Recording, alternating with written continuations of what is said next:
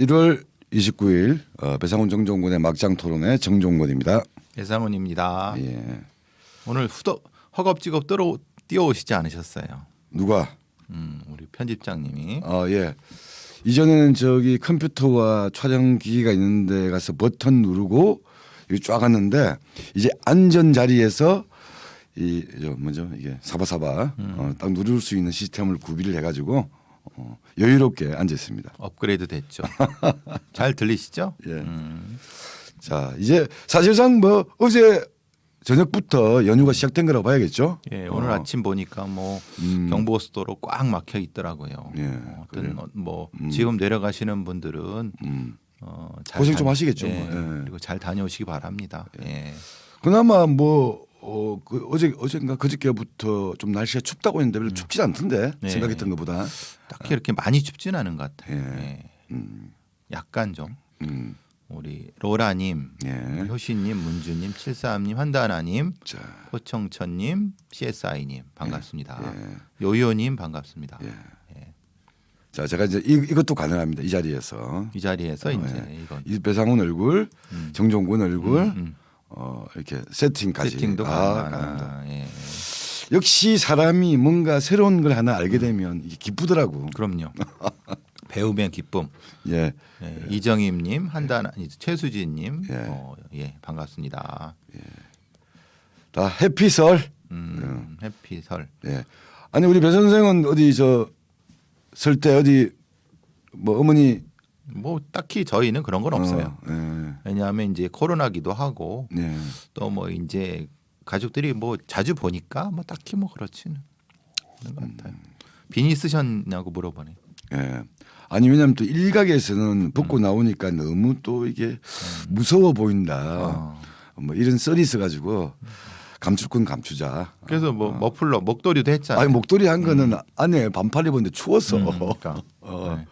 예. 새해 복 많이 받으십시오 모두.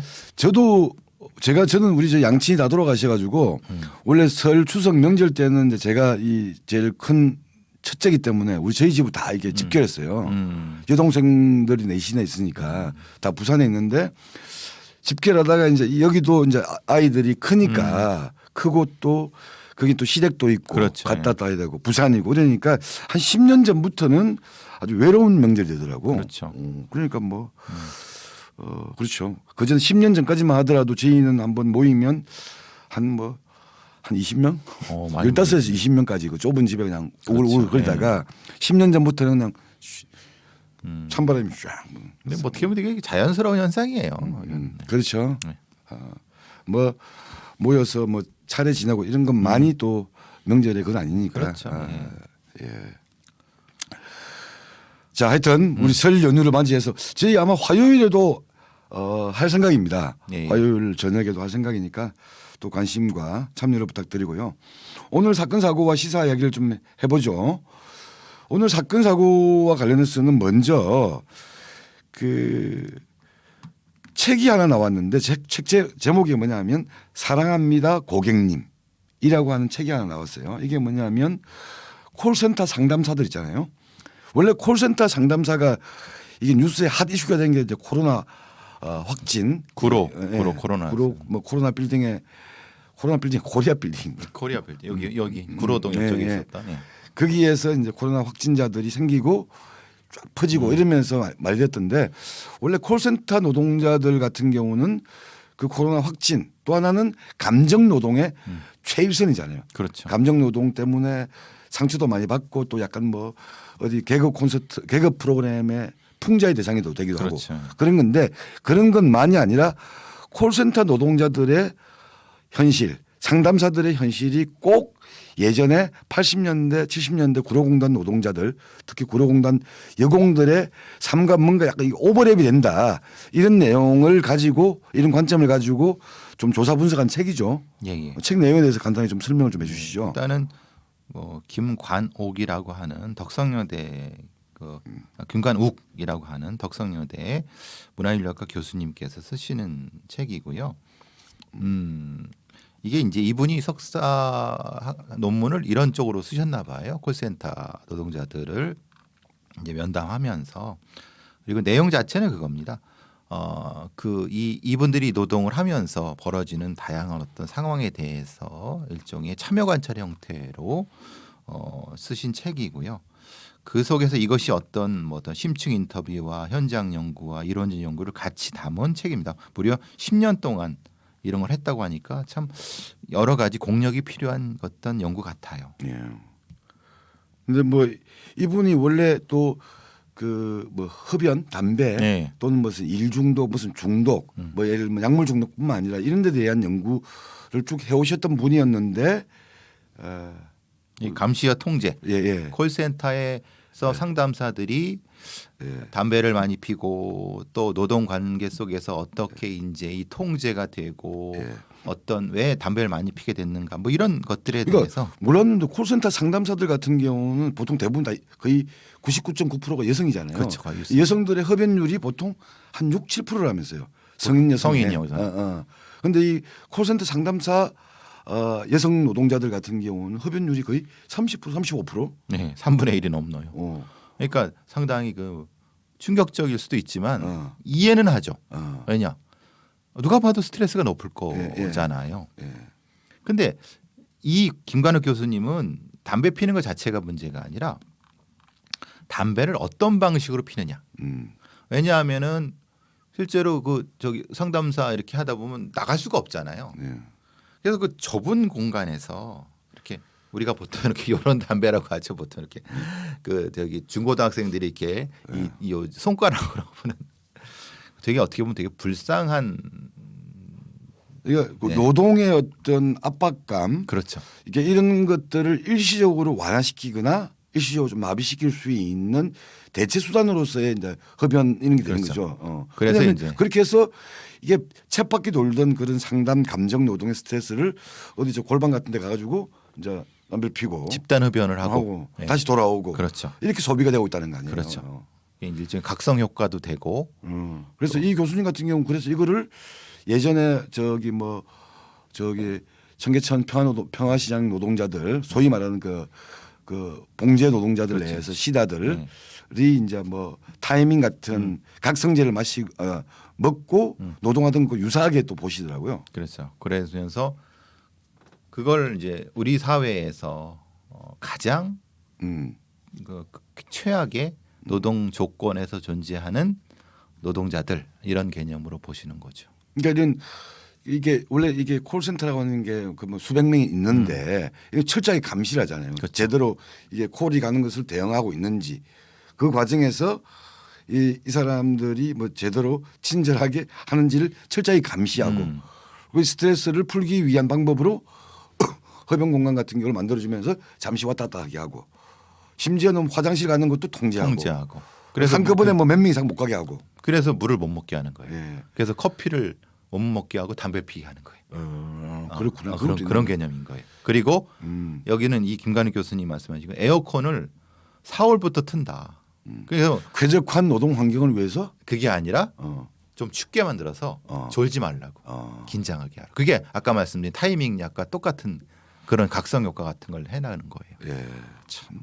되게 비참하죠 어떻게 보면. 예. 그리고 그 콜센터도 굉장히 좁아요. 예. 이게 옆에 이렇게 딱 바닥바닥 붙어 있잖아요. 예. 이게 왜 코로나 때 이렇게 집단 감염이 됐는가가 또 그 이유가 되는 거죠. 예.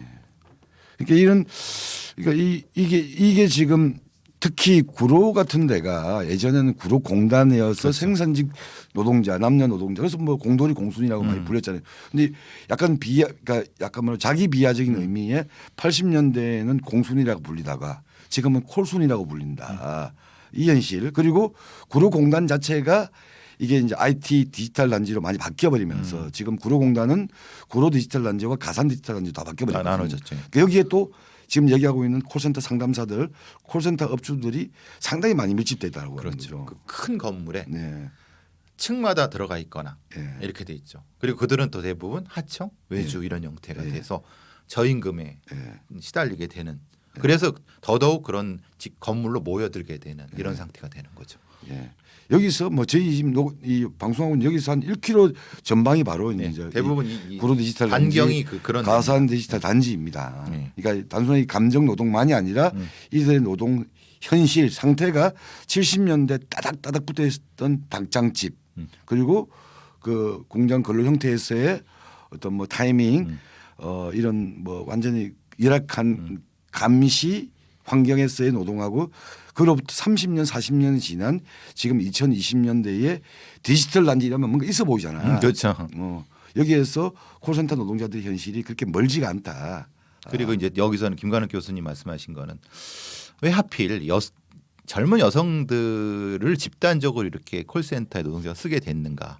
결국 이거는 한국의 여성 노동 분업, 분립, 역할 분립 이런 것과도 연관이 돼 있지 않냐. 사회 경제적으로 낮은 지위의 여성 상담사들을 철저한 을로 집단화시켜서 노동을 하게 하고 쉽게 써먹고 버릴 수 있는 이런 의미도 분명히 있다라고 이제 김관욱 교수님 말씀하시죠. 그 보통 이 감정 노동이 가지고 있는 스트레스나 이게 뭐 고객에 이게 뭔가 이 맞춰줘야 되는 거는 보편적인 건데 이건 한국만 상황도 아니고 외국 같은 경우도 유사한데 한국에는 그게 전통적인 의미의 그 여성상이잖아요. 뭐, 그렇죠. 뭐 현모양처 뭐 또는 뭐 약간 뭐 친절해야 된다 이런 것들과 맞물리면서 또 그런 감정 노동에 또 조금 더 친절과 여성적인 이미지 이런 것들을 또 강요하고 있는 문화. 강요하고 있죠. 그런데 현실은 그분들의 3분의 1 이상이 담배를 피고. 근데 그게 뭐 이걸 그 얘기 말씀이 아니라 그만큼 극심한 스트레스 상황에 놓이게 된다는 거죠. 그래서 그런 분들이 이 교수님이 인터뷰한 노동자들 중에서 보기에 왜 담배를 많이 피게 되냐면 이 상황에서 일시적으로 그 스트레스를 완화시키려면 어디 나가서 술을 먹을 수 있게 그렇죠. 차를 가겠어. 멀리 가지도 못하는데 담배를 피거나 아니면 뛰어내리는 것밖에 없다라고 한다는 거예요. 이게 얼마나 슬픈 이야기입니까 이게. 근데 더더욱 아이러니는 이분들은 자신의 가족이 담배 피우는 걸 그렇게 싫어한답니다. 근데 자기는 피워야 되는 이 상황이 비극적인 거죠. 참 그렇죠. 그런 책이 하나 나왔는데 사랑합니다 고객님 사람입니다 고객님. 제가 잘못 봤네요. 사람입니다. 사랑이 아니고 사람입니다 고객님. 이게 헷갈릴 수 있어요. 사랑합니다로 헷갈릴 수 있어요. 사람입니다 고객님. 부제가 콜센터의 인류학입니다. 이분이 문화인류학자시세요. 그리고 구로공단의 공순이는 어떻게 콜순이가 되었는가 그렇죠. 이렇게 이제 붙였는데 한번 우리 관심을 가졌으면 좋겠어요. 이게 보통 보면 뭐 우리 지금 코로나 제1선에 있다고 하는 간호사들, 그다음에 뭐 이번에 항상 재난 사고 나게 되면 소방관들, 그다음에 이제 콜센터 또 확진이 늘리게 되면 또 잠깐 관심을 또 가죠. 그렇죠. 그런데 이들의 어떤 처지와 조건, 이 환경들이 가지고 있는 구조적인 문제는 조금 더 일상적으로 살폈으면 좋겠는데 그래서 지난번에 그나마 간호사들은 노동조합은 이미 이전부터 있었고 그렇죠. 소방관은 노동조합이 생겼고 아직은 콜센터 같은 경우는 노동조합이 극히 힘들어요. 그렇죠. 왜냐하면 쉽게 그 문제가 생기면 다 빼버리고 하청 재하청 이런 노동 시스템이기 때문에 참 어렵습니다. 이거는 거의 일용직도 이런 일용직은 없죠. 그리고 보통 경력 단절 여성들이 많이 하게 되는 왜냐하면 쉽게 쓰고 쉽게 버릴 수 있기 때문에 그렇게 가장 낮은 단계에 있는 형태죠. 전 지난번에 유퀴즈인가 어디에서 그게 나왔어요. 다산 콜센터에 20년 된 베테랑 상담사. 물론 이제 또 이런 분들도 계시잖아요. 그렇죠. 그런 분들도 훌륭하게 이 어려움과 조건 속에서도 이 콜 서비스의 어떤 베테랑 장인 어른 역할을 하시는 분도 계시지만 그런 한 분에만 주목하는 것이 아니라 이 수천 수만 명의 어떤 콜센터 노동자들의 환경 이것들에 관심을 가지는 게 필요할 것 같아요. 왜냐하면 저도 뭐 40년 이 흡연자인데 여기서 이야기하는 이 보통 일반 성인 여성들은 6% 7%인데 아까 보니 37%라고 하던데 그렇죠. 이런 걸 보면 약간 뭐 섬뜩하기도 하고 그렇죠. 슬프기도 합니다. 그래서 관심을 가지시고 시간도 되시면 사람입니다 고객님이라고 하는 책도 한번 관심을 가져주셨으면 좋겠고요. 연관되어서 지금 어차피 이 여성 노동자들의 현실이니까 그 이야기도 한번 해보죠. 뭐 지금 우리 오늘 좀 다루고 싶었던 주제 중에 하나가 여경 혐오론에 대해서 몇 번 사건들은 짚었잖아요. 그렇죠. 근데 공식적으로 경찰청에서 연구 용역을 맡겨서 여경 혐오론의 이유, 배경, 상황에 대해서 좀 분석한 보고서가 나왔죠. 네, 내부 보고서입니다. 그리고 얼마 전에 보니까 또 우리 심상정 후보가 여경들 직접 만나서 도보 순찰도 같이 하고 도보 순찰도 같이 하고 직접 면담도 하고 네, 면담하면서 그렇죠. 고민들도 듣고 이야기도 했더라고요. 예. 이게 이제 한국일보가 입수했는데 경찰청이 여성 경찰 혐오 담론 분석 및 대응 방안 연구라고 하는 용역 보고서의 내용입니다. 여기선 이 여경 무용론이라는 것이 어떻게 생겼는가? 이것은 뭐 경찰 물리력 남성이라고 하는 이런 어떤 잘못된 인식 사회에서 나타나고 있는 현상, 뭐 이런 것들을 분석하면서 연구팀은 2015년 1월부터 7월까지 여경과 관련된 온라인 커뮤니티 게시글 2만 건 이상과 보도 2,300건 이상을 집중 분석을 해서 2만 건 예.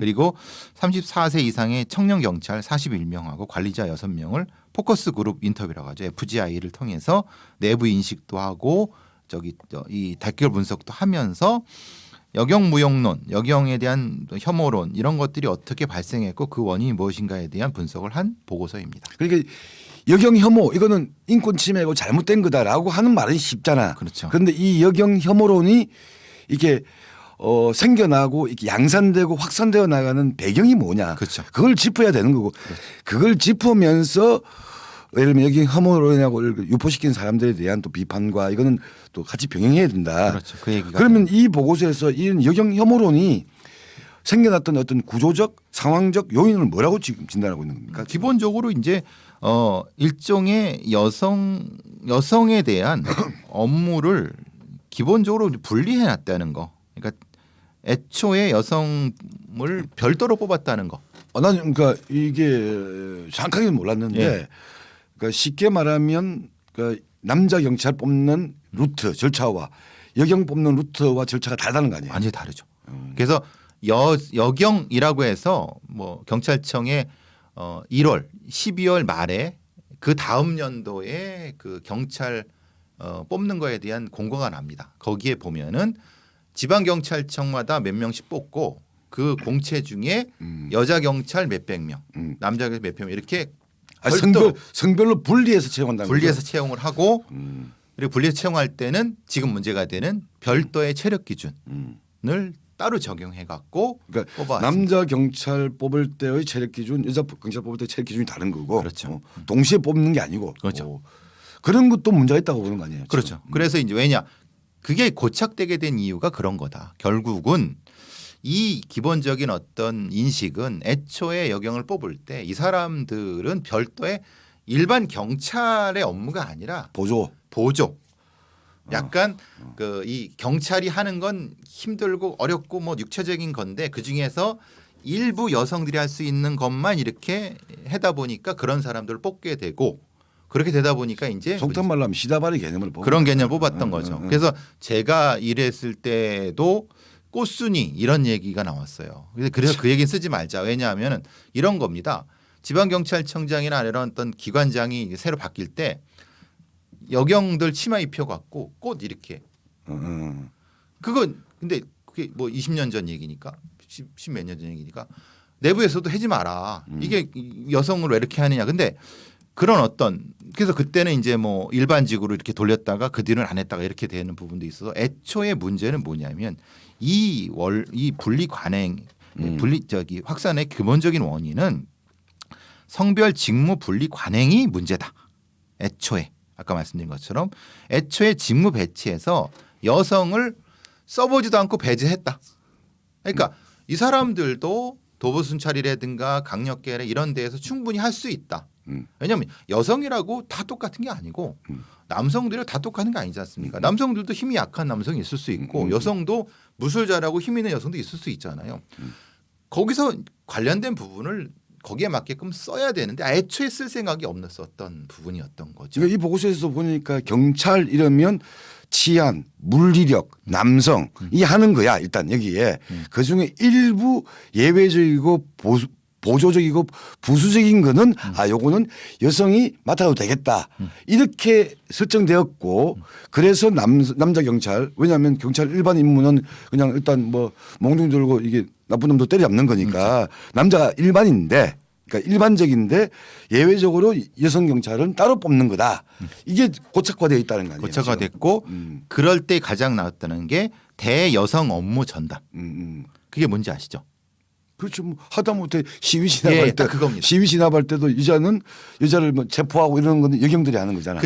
그때 그 시점이 언제입니까? 노무현 정권 그때쯤에 이게 이제 고착화됐다는 거예요. 그러니까 그래서 이때 나왔던 게 여경 기동대라는 여성 기동대라는 개념이 생긴 겁니다. 여성을 시위자들을 체포할 때 여경을 주로 투입하는 여성 기동대라는 개념. 그러면데 이 중에 일부지만은 사실 뭐 조폭이라든가 이럴 때 여성으로 위장해서 투입할 수 있는 여성 경찰들 이런 개념으로서도 일부 쓰이긴 쓰였습니다. 아니 예를 들면 우리가 저기 그 여성이 과잉됐다고 하는 초등학교 교사 같은 경우도 여성 교사가 남성 따라 안 뽑잖아요. 그렇죠. 예. 그럼 큰일 나죠. 그러니까 그건 전체를 교사를 뽑고 무슨 성별 비중이 너무 한쪽 편향됐다 이런 말 나오지만 근데 왜 아까 경찰은 같이 뽑으면 안 돼?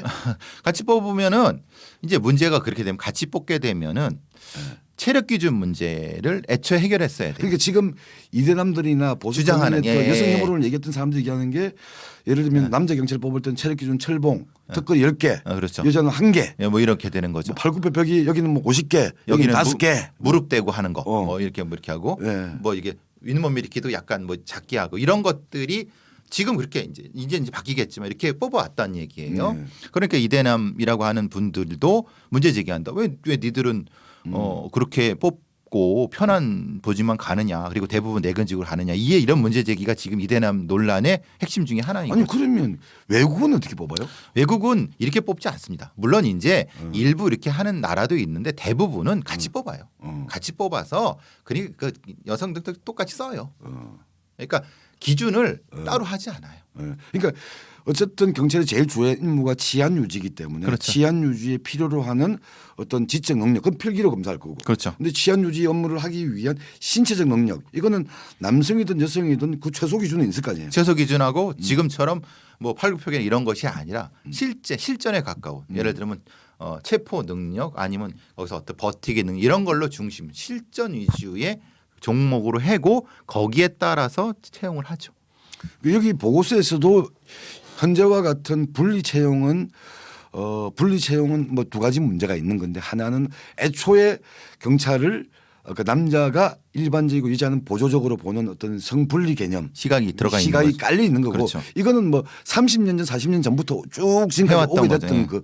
이것을 혁파할 때가 되었다라는 거고 그렇죠. 이것이 예를 들면 아까 뭐 팔굽혀펴기나 체력 검사에서 상당히 사람들이 볼 때 기준 자체가 너무 달라지면서 오히려 저건 뭐야라고 그렇죠. 하는 약간 혐오 정서를 부추길 수 있는 근거들을 만드는 거다. 근거들 만들었죠. 라고 저희들의 주장이 아니라 지금 경찰에서 의뢰한 보고서 분석 보고서의 내용에 이게 나와 있다는 거죠. 거기에 이제 약간의 그 기름을 끼얹게 된 것이 뭐냐면 노무현 정권과 이명박 정권 넘어서면서부터 전 경찰 그러니까 공무원 부서에서 이른바 여성의 그 비율을 10%로 유지해야 되는 어떤 기본적인 여성 정책 방향이 정해집니다. 저는 잘 몰랐는데 지금 여경의 비율이 얼마가 되는 게 전체 경찰이 한 13만 정도 됩니다. 예. 8천에서 9천 명 정도 됩니다. 10%도 안 된다는 거 아니야? 예. 그럼 몇 프로야? 그럼 한 5%에서 6%네. 예. 13만에 뭐 5천, 6천이 5%니까 7, 8 정도. 그런데 목표가 10에서 15였어요. 그것도 좀 차이가 있는데 그래서 그렇게 될 때 이제 문제가 됐던 것이 그러니까 그걸 채우려고 하다 보니까 여경들을 그렇게 뽑게 되는 게 더 가속화됐다. 그래서 그 과정에서 이제 상대적으로 차별을 받았던 남성 젊은 분들이 지금의 인식을 갖게 되는 그런 과정이 있었다라고 보면 됩니다. 이거 웃기는 거 아니야? 예를 들면 그 남자 경찰을 1,000명 뽑으면 여자 경찰을 한 100명 뽑는다는 거 아니야? 예, 그죠. 근데 이 100명을 뽑는 기준하고 1,000명을 뽑는 기준이 다르잖아. 그렇죠. 근데 이 사람들은 가면 100명도 없애라는 소린가? 1,100명을 다 남성으로 뽑아라는 소린가?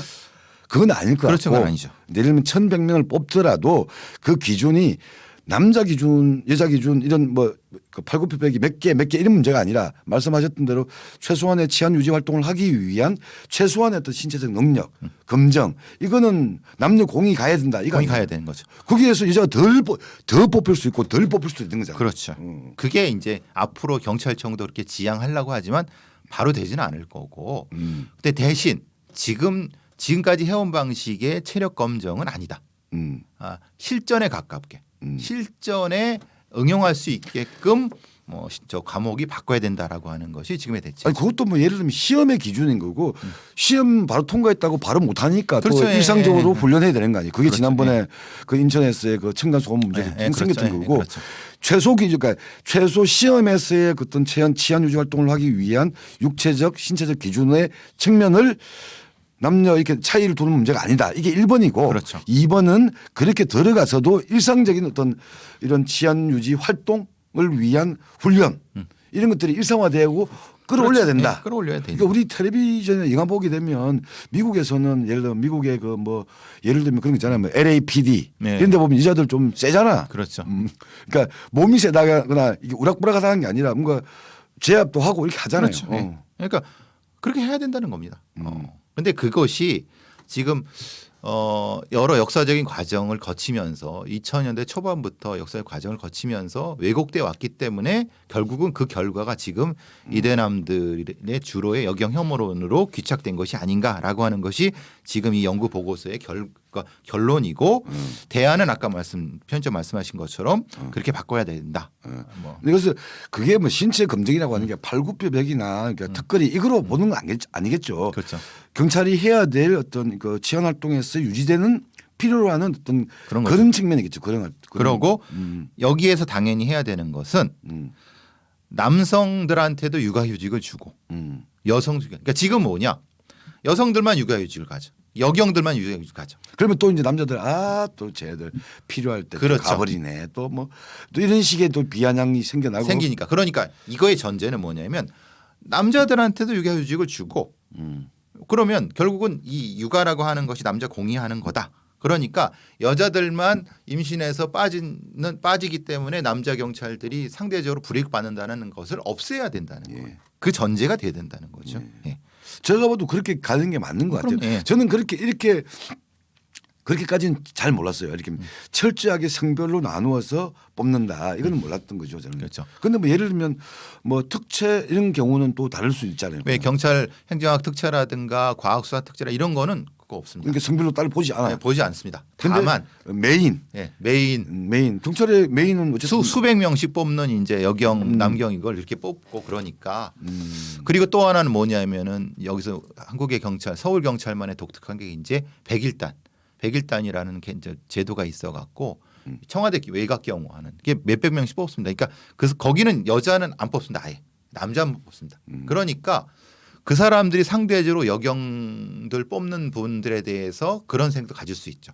그리고 또한 이런 문제 때문에 그러니까 숫자가 문제가 되니까 주로 이제 그 내근직을 여경들이 가게 되고 그러면서 이제 바깥에서 이제 일을 하게 되는 소위 말하는 바깥에 일을 하게 남자 경찰들이 불만을 갖게 되는 이게 이제 악순환이 되는 이게 지금 상황이 그렇게 되는 거죠. 예. 그리고 여기서 아까도 제가 얘기했지만 이 연구팀 보고서에서는 현장 대응 훈련의 내시라도 강조했다. 그렇죠. 이건 무슨 말이냐면 기본적으로 술에 취해서 난동을 부리는 뭐 주치자들이나 흉기를 든 범죄자들은 여성은 못하고 남성은 하고 이런 문제가 아니라 남녀 공이 다 이건 힘든 거고 이것에 대한 대응 훈련을 통해서 극복을 해야 되지 그렇죠. 여자는 안 돼 남자는 돼 이런 문제는 아닌 것 같다. 그렇죠. 이 이야기를 지적하고 있는 건 타당하다고 보여집니다. 그래서 현장에서 예. 체포술 훈련, 무도 훈련이 지금은 형식적이지만은 실제의 이런 어떤 주치자라든가 문제 일으키는 어떤 대응을 해야 되는 사람들에 대해서 힘으로 제압하는 것도 필요해요. 근데 의사소통 능력, 자원 활용 능력, 지형지물 능력, 협업 능력, 돌발 능력 이 종합적인 거를 해야 된다는 거예요. 그러니까 지금처럼 단순하게 물리력을 제압하는 것만으로니 첫 번째가 될 수 없다. 이게 그래서 이런 방식으로 해결을 해 나가야지 역영 혐오론도 극복할 수 있다 이 얘기예요. 네. 이게 보고서의 내용입니다. 아니 그러니까 예를 들면 이게 뭐 필기 실기 그러니까 실기 능력이라고 하더라도 실기 능력이라는 게 약간 형식적인 이런 발굽혀벽이 아니라고 한다면 기본적으로 여기에서는 약간 생물학적으로 남성이 가지고 있는 약간 뭐 플러스 요인들이 있을 수 있겠죠. 그렇죠. 예. 근데 그거는 그것 때문에 그것도 안 된다. 뭐 이렇게 접근하는 문제는 아닌 것 같고. 그렇죠. 그건 아니죠. 그러니까 하여튼 뭐 그런 이야기들을 저희들이 좀 이야기했던 것과 비슷한 이야기들을 지금 이 경찰에서 의뢰한 보고서에 이 보고서가 그냥 제도적인 어떤 경찰의 개선 방향이 아니라 보고서의 취지가 여경 혐오론이 왜 이렇게 확산되고 반복되는 것인가에 대한 원인 진단과 대책 마련에 대한 보고서잖아요. 그렇죠. 그러니까 그 보고서의 원인이 그런 성별 분리 남경 여경 이렇게 하는 문제가 아니라 동일하게 뽑아야 되고. 그렇죠.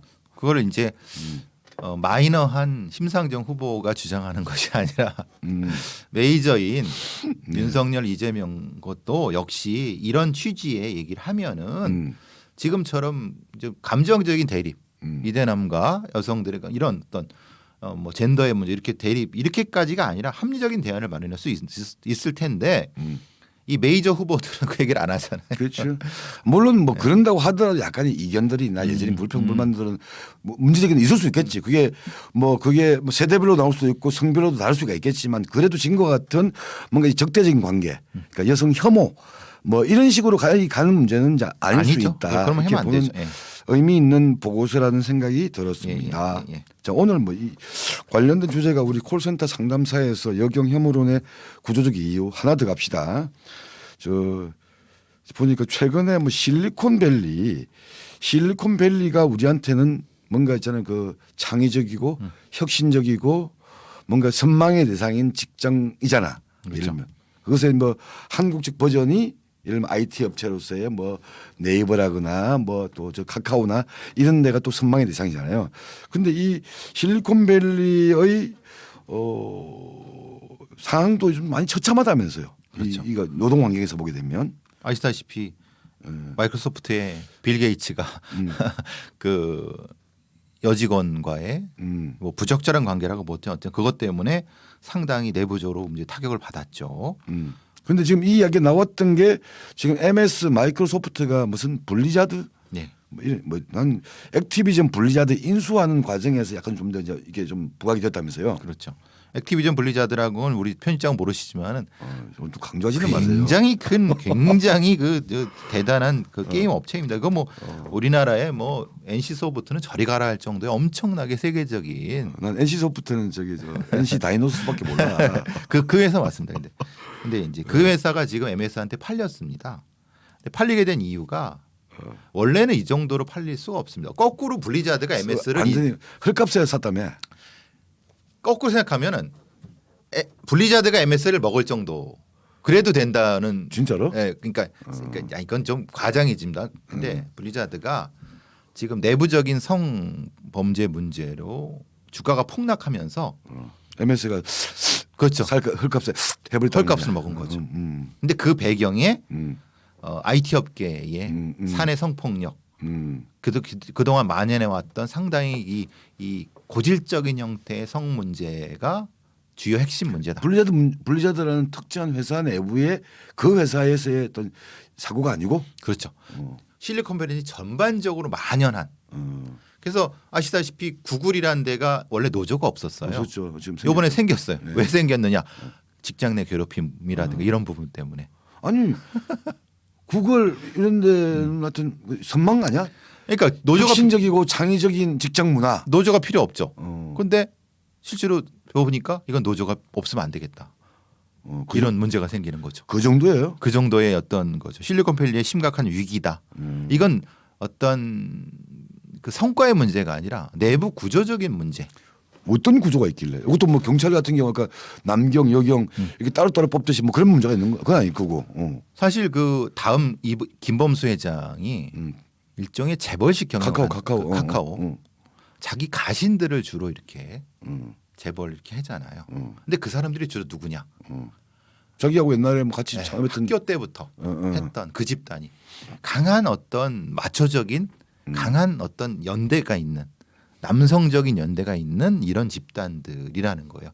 근데 그 문화가 이 IT 업계에 전반적으로 만연해 있다라고 하는 것이 이 사건의 핵심이다라고 하는 거죠.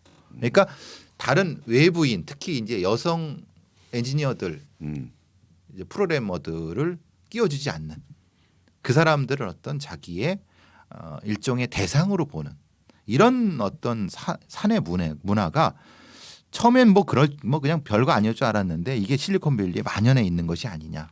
지금 MS의 블리자드 인수를 통해서 본 그쪽에 있는 전문가들은 많이 걱정하고 있다라고 하는 그러니까 거죠.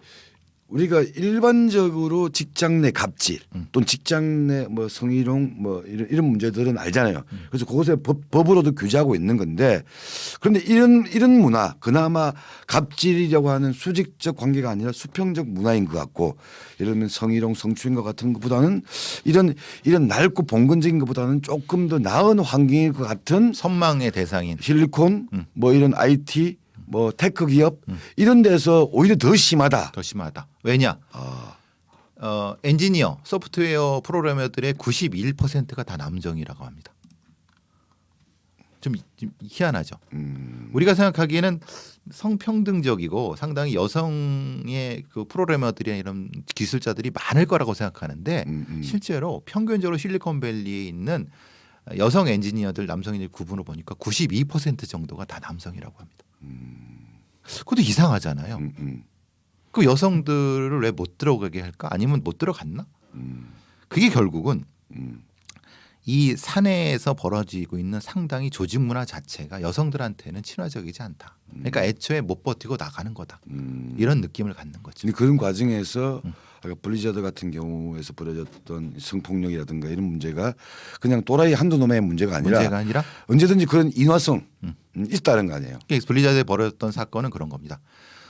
상사가 부하 여직원을 데리고 출장을 갔는데 거기서 성범죄를 저지른 거예요. 그리고 그 사진을 나체 사진을 찍어놓고 그걸 지들 남자들 사원끼리 지들 단톡방 우리 단톡방처럼 돌려보고 끽끽거리 그런 거예요. 그건 그거 아니야. 저 새끼들 저 옛날 그 연예인들 중에 네, 그런 거예요. 정준영 사건 뭐 이런 거죠. 똑같은 거죠. 그게 만연해 있었다 그러고 보는데 그거를 왜 만연했다고 보냐면은 그걸 사내에 있는 관리자한테 신고를 한 거 피해자가 그랬더니 묵살 조용히 넘어가자. 그게 이제 블리자드 사태의 핵심입니다. 그거 보면서 야 이게 말이 되느냐. 그러니까 작년 7월 사내에 만연한 성폭력, 성차별 문제와 회사가 이를 알고도 방치했다는 혐의로 미국 캘리포니아 주 정부에 블리자드가 고소당한 겁니다. 이게. 그래서 이제 주가도 좀 하락하고 거의 폭락을 했죠. 폭락. 왜냐? 우리처럼 이렇게 뭐 이런 문제가 있으면 대충 무마하고 넘어가지 않습니다. 얘네들은 이 내부에 어떤 성 문제가 생기면은 회사 경영진부터 시작해서 작살이 납니다. 완전히. 그 인사적으로 물어줘야 되는 게 한두 푼이 아닙니다. 수천억을 보내줄 수도 있어요. 그러니까 이게 무슨 아까 얘기했던 뭐 수직적 직장 문화가 아니라 수평적 직장 문화고 성별, 국적별 이런 어떤 그런 차별이 없는 동네가 이런 첨단 테크 기업인 줄 알았는데 그게 아니다. 무려 블리자드에 보고된 이 관계 700건이 넘는다고 합니다. 이런 관련된 문제 제기가 그 회사 내에서 700건이 넘는다고 합니다.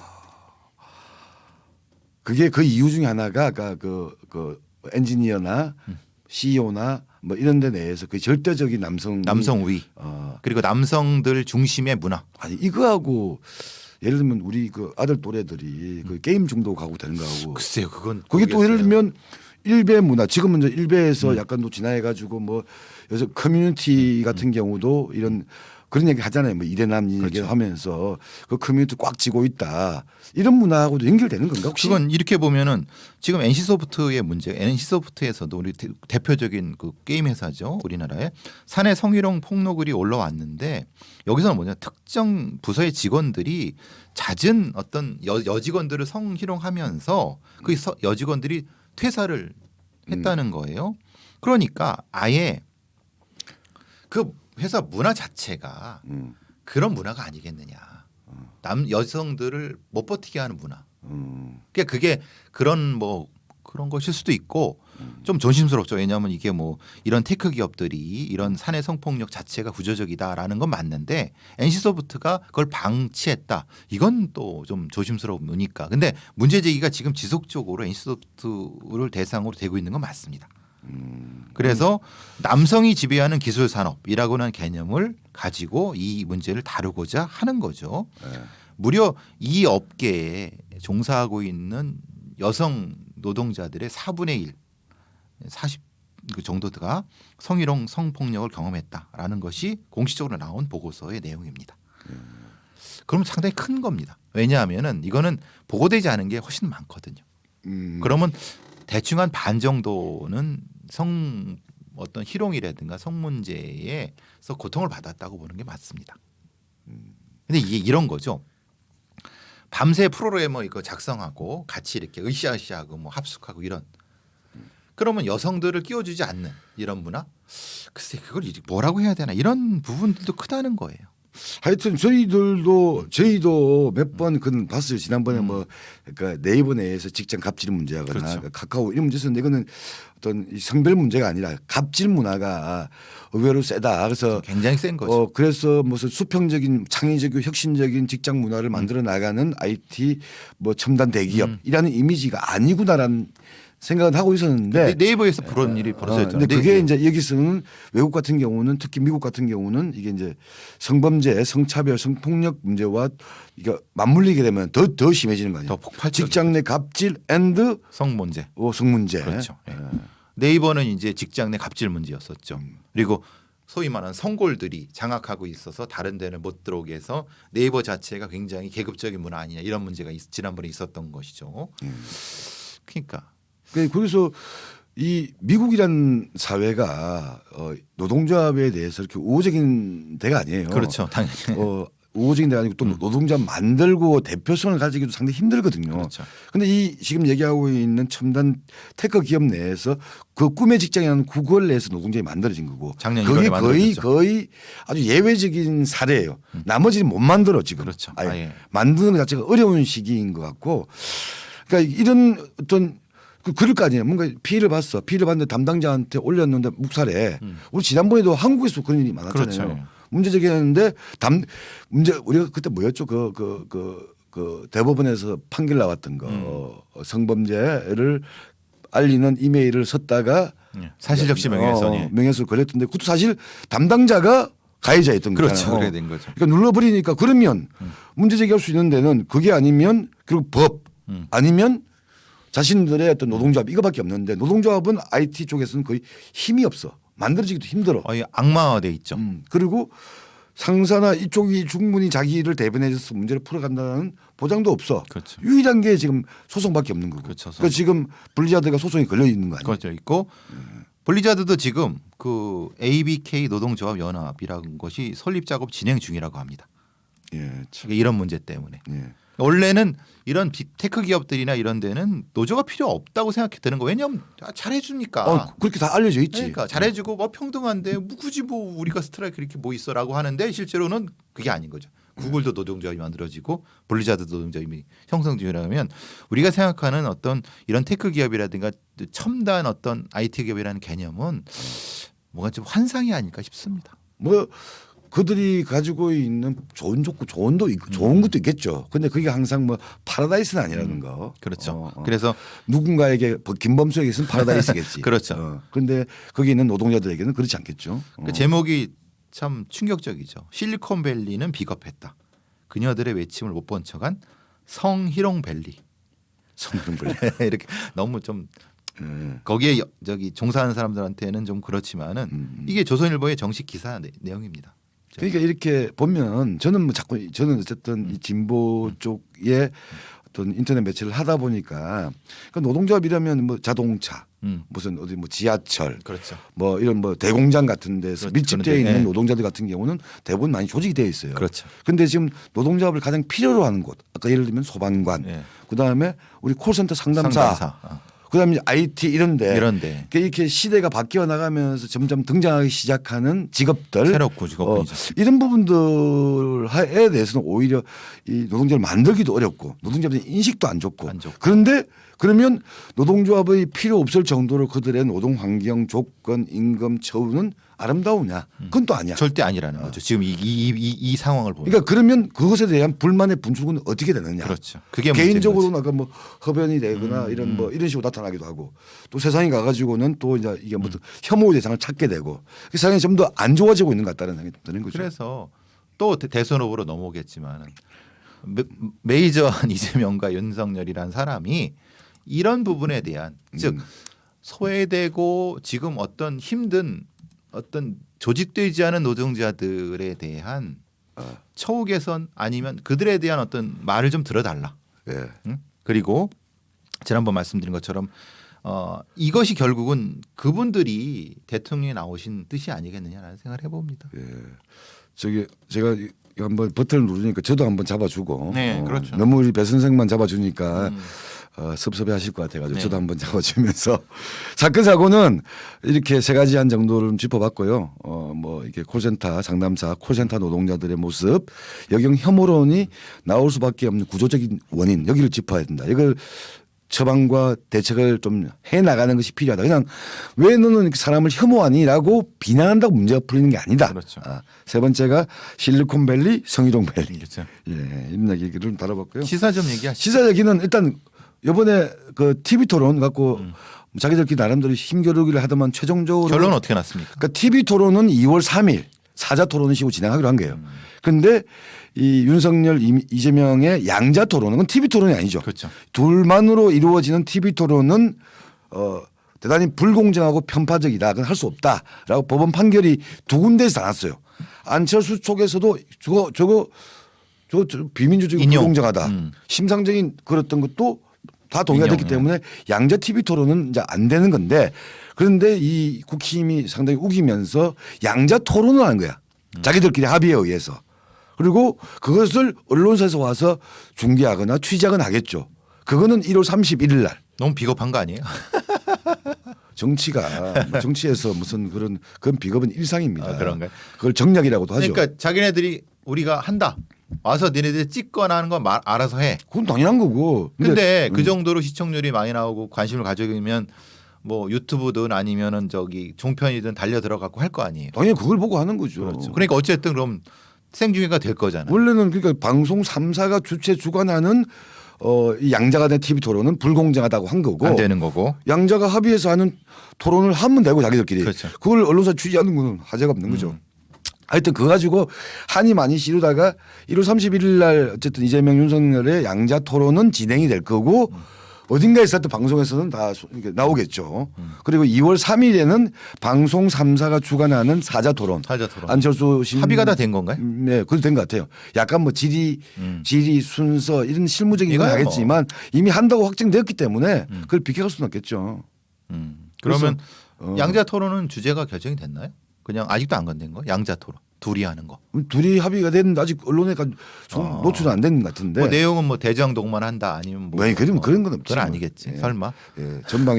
전방위적으로 하겠죠. 그래서 어쨌든 이번 연휴 때는 그게 핫할 것 같아요. 그럼 31일이니까 설날이 지금 2월 1일이에요. 그러니까 설날 전날. 31일이 설날 아닙니까? 아니요, 2월 1일이 설날이에요. 아닌데. 맞아요.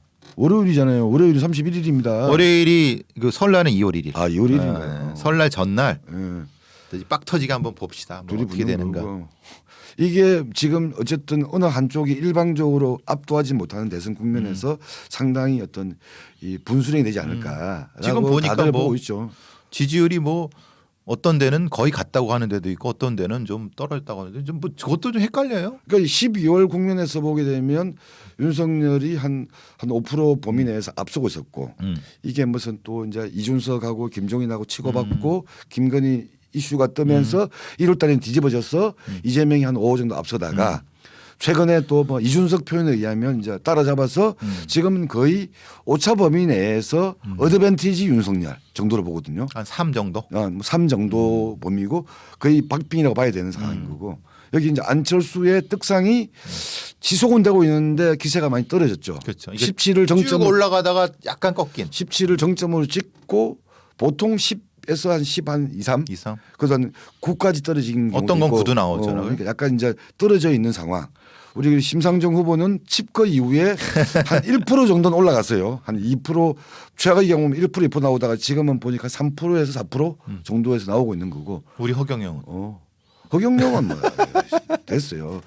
제가 볼 때는 약간 그런 느낌이야. 허경영의 그 여론조사 하게 되면 허경영에 찍는 사람은 그런 얘기 우리 많이 해요. 비트코인 얘기하게 되면 그 코인 중에서도 그나마 약간 이게 공인된 코인이라고 보잖아요. 근데 잡코인들 있잖아요. 잡코인. 여기가 다치코인이구나. 아. 그런 느낌이 들어 나는. 이건 철저하게 저의 네, 주관적인 생각이. 우리 허 선생님 우리한테 그렇죠. 뭐라 그러지 마세요. 제일 연장자이시고 하여튼 약간 그런 느낌의 성격이 강하기 때문에 뭐 한번 지켜보시죠. 뭐. 예, 그래서 어쨌든 이번 TV 토론은 뭐 관심을 가지고 한번 TV 토론이나 양자 토론, 사자 토론 지켜보시는 게 우리는 필요할 것 그럼 같다. 31일 날 그거 보고 2월 1일 날 그거 가지고 얘기 좀 해보죠. 예, 그럼. 예, 그것도 해봐야 될 것 같습니다. 예, 마지막. 그 얘기 말고 1월 27일 날 중요한 판결들이 많이 나왔습니다. 그 정경심 그 동양대 전 교수에 대한 대법원 확정 판결도 나오고 김원경 환경부 장관에 대한 그 직권남용 그것도 확정 판결이 나오고 또 개성공단 폐쇄에 대해서 합헌 결정이 나오고 또 하나 또 이 김학의 전 법무부 차관에 대한 무죄 판결이 또 나오고 있는데 지난 저희 뭐 편파 TV에서도 몇 번 다루긴 했는데 제가 볼 때 지나가다가 의외의 사건이 의외의 판결이 하나 있는데 지금 이제 그게 은수미 성남시장이 재판을 받고 있는데 재판이 여러 가지예요. 여러 가지가 있는데 좀 종결된 재판 중에 하나가 정치자금법이에요. 예를 들면 뭐 차량 제공 이런 거에 사실 그 정치자금을 불법적으로 받은 거다. 소폭이 뭐 이런 얘기 나오고 뭐 그랬었죠. 사람들이 운영하는 회사로부터 차량과 무슨 기사까지 제공받았던 그새 정치자금법 재판을 받아서 최종적으로는 90만 원의 벌금 형이기 때문에 성남시장직은 유지하게 됩니다. 그렇죠. 그런데 이 재판이 진행되는 그거는 정치자금법 위반 혐의예요. 예. 이 과제 또 하나 뭐가 불거졌냐면 이 정치자금법 수사와 관련돼 있는 경찰이 그 수사 사항에 대한 보고서를 보여주거나 알려주면서 뭐 은수미 측에 은수미 시장과 그 보좌관 측에 알려주면서 그 대가로 업체 자기 관련된 업체한테 부당한 특혜가 가도록 하고 자기가 아는 사람의 약간 그 보직을 직위도 좀 받게 하고 인사조처 뭐 이런 거 이런 것 때문에 이게 여러 사람이 소송이 걸려 있습니다. 10여 명 정도가 기소가 되어 있는데 여기는 은수미 시장까지 포함되어서 근데 여기에 지금 얘기했던 그 경찰에 대한 1심 재판 판결이 나왔는데 상당히 세게 나왔어요. 징역 8년이 나와버린 거예요. 꽤 높습니다. 보통 이 정도 초범이고 그러면 이렇게 안 나오죠. 예. 그래서 이거는 공무상 비밀. 그러니까 이 재판부는 이렇게 얘기했습니다. 이 사안 자체 은수미의 정치자금법 위반 사건은 판결에 따라서 굉장히 시장지 유지와 박탈을 좌지할 수 있는 사안이었고 피고인 여기 경찰이 이 사건을 수사함에 있어서 엄정하게 했어야 되는 불구하고 공무상 비밀에 해당하는 수사 정보를 피의자 측에 제공해서 이를 빌미로 이익을 취했다. 이것이 판결문에 나와 있습니다. 그래서 공정성과 신뢰가 무너졌고 경찰에 대한 불신을 초래했고 또한 수사 과정에서 검찰의 수사 요구에 출석 요구에 응하지도 않았다. 그래서 죄질이 나쁘다. 그래서 징역 8년형. 그러니까 검찰이 구형한 것을 그대로 받아들였어요. 그러니까 거의 깐누리 없이 그냥 바로 해버린 거야. 이 사람이 경감 같은데, 그러니까 지금 뭐 아까 뭐 여기도 채팅창에서 나오는데 1월 27일 날 여러 가지 판결들에 대해서 판단들이 엇갈릴 수 있어요. 그건 엇갈릴 수 있는데 이 판결은 상당히 의미가 있는 게 아까 얘기했던 이 경감이 수사정보, 그러니까 경찰관이 자기가 수사에 관여되고 있는 이 비밀을 쉽게 말하면 피의자가 될 가능성이 있는 사람한테 제출한 거잖아요. 그렇죠. 이게 비밀 누설인 거잖아. 그렇죠. 이것도 죄질이 아주 안 좋다고 본 거고. 그렇죠. 그다음에 그 대가로 부정 청탁과 금품 수수까지 한 거야. 이것도 또 죄질이 안 좋아. 그렇죠. 그래서 이 사건에 이런 표현이 가능한지는 모르겠지만 죄의 질과 죄의 어떤 강도에 비해서 판결의 강도 상당히 세다고 보는 거죠. 저는. 그렇죠. 보통은 이제 뭐 아니 그러니까 이렇게 할 수는 있어요. 이게 뭐 이것도 잘못된 거지만 지나가다가 아니면은 아니 뭐 약간 수사 정보 한두 개 한마디 흘려주는 이런 거는 실수였다 그래 실수였다고 쳐도 이거는 그게 아니라 뭘 요구했고 뭘 이렇게 해서 이렇게 그걸 대가로 뭘 했다 이거잖아. 이거는 그냥 단순한 어떤 죄하고는 다르죠. 그렇죠. 그러니까 이게 특히 공무원, 그러니까 공무원으로서 요구되고 있는 최소한의 국민에 대한 신의 성실의 원칙 이런 게 있는 건데, 그렇죠. 특히 경찰은 그 중에서 더 예민한 부분인 그렇죠. 건데, 수사 정보를. 그러니까 수사 정보를 그러니까 제가 잘 몰라서 그런데 이게 징역 8년이면 보통 징역 8년 정도 때리려고 한다면 특정범죄가중처벌법 있잖아요. 특가법. 그렇죠. 특가법에서 보게 되면 액수가 적어도 몇 천억을 넘어가야 되거든. 상당히 높죠. 천억 단위로 가야지 이제 8년 정도 이상의 완전히 장기형을 때리는데 얘 보니까 금품 수수한 것도 액수는 한 7,500 네. 정도밖에 크지 않습니다. 액수 자체가 문제가 아니라 예, 그러니까요. 범죄의 질이 안 좋은 거죠.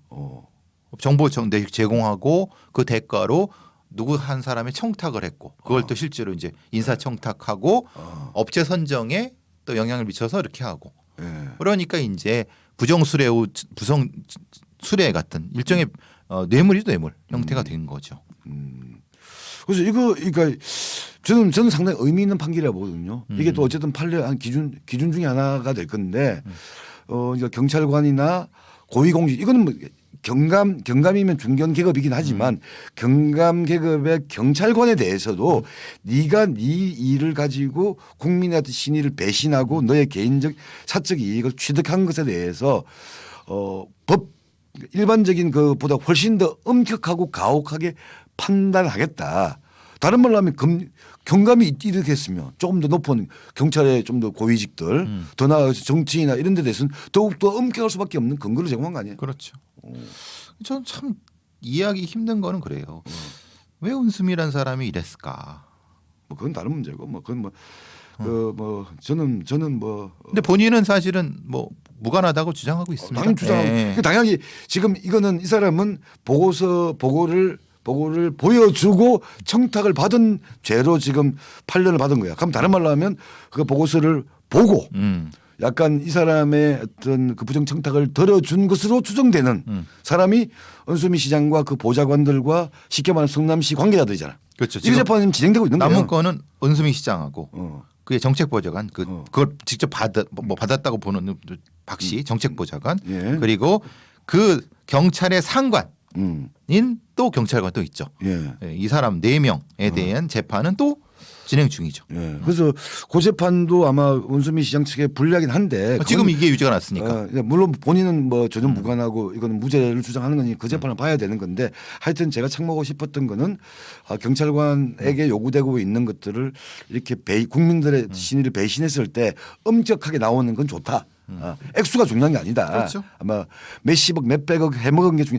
뭐 7천만 원이라고 한다면 비교적 그 액수 문제에서는 낮은 성격임에도 불구하고 이렇게 엄격하게 때리는 것은 저는 의미 있는 판결이었다라고 보는 거죠. 네.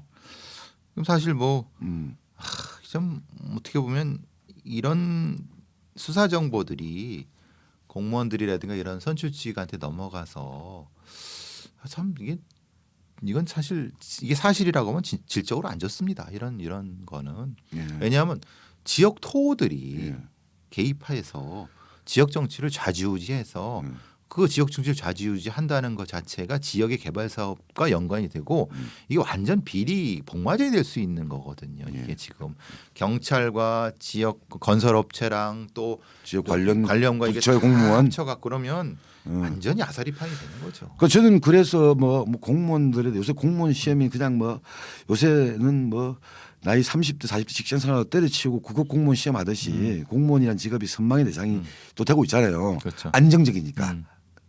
그런데 그 문제와는 별개로 그러니까 그것에 대해서까지 비난하는 문제는 아니라고 보는데 이제 공무원의 비위 행위에 대해서는 일반 민간인들의 비위 행위보다 더욱더 가혹하고 엄정하고 엄격하게 잣대로 바라봐야 되고 또 그렇게 사법부에서 판단하는 것은 맞는 것 같다. 그렇죠. 저는 오랜만에 그래서 이번 판결을 보면서 정치적으로 동의 여부를 떠나가지고 그렇죠.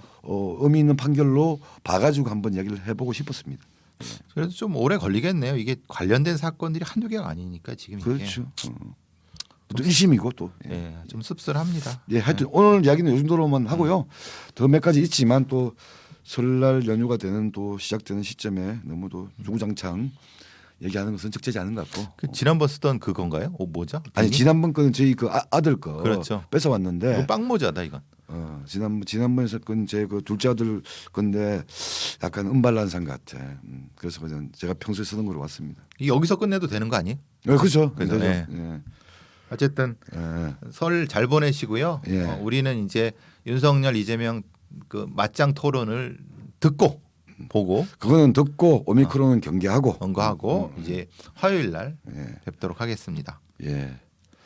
자, 즐겁고 따뜻하고 그러나 코로나와 오미크론은 우리 철저하게 경계하고 조심하는 그런 설 연휴가 되기를 바랍니다. 감사합니다. 해피 설. 10,000명 구독 부탁드려요. 10,000명으로 가는 길에 꼭 함께해 주시기 바랍니다.